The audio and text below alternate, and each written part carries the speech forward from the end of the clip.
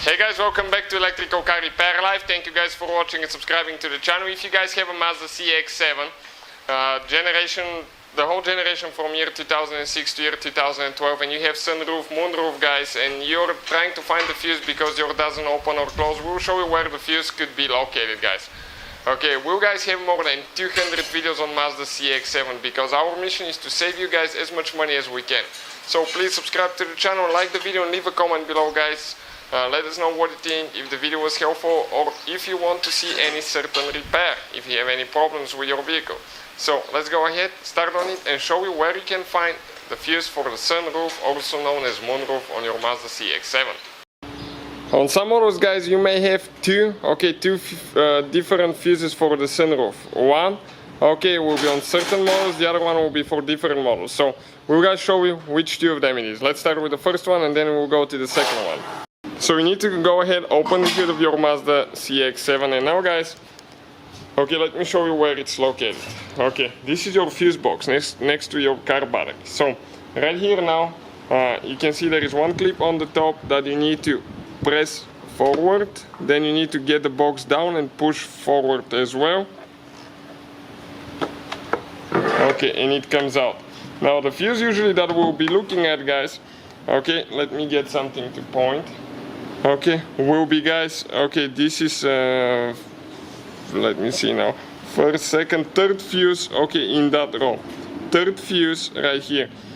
On some vehicles I notice it's 20 amp, on some vehicles it's the fuse for the power seat on the passenger side. It really depends, guys. So it could be, guys, any of those, but on most of the Mazda CX-7 right here, if you have sunroof, that's where your sunroof fuse will be located. This one right here. And usually, guys, if you want to remove it, to replace it or test it, usually you can see if it's burnt through the little window, but you cannot tell for sure. And you grab two. Preferably plastic prying tools. I use screwdrivers, and very gently, guys, without breaking anything, just wiggle it out. It came out. And now let me show you.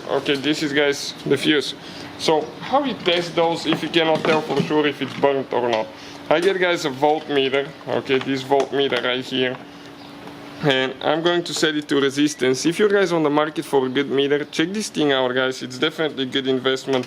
It has the true RMS, very accurate reader, and super easy to use.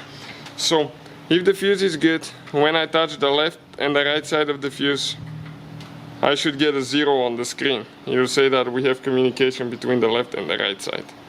And this is a good fuse. So just to show you guys where it's located, and make sure you push it all the way in.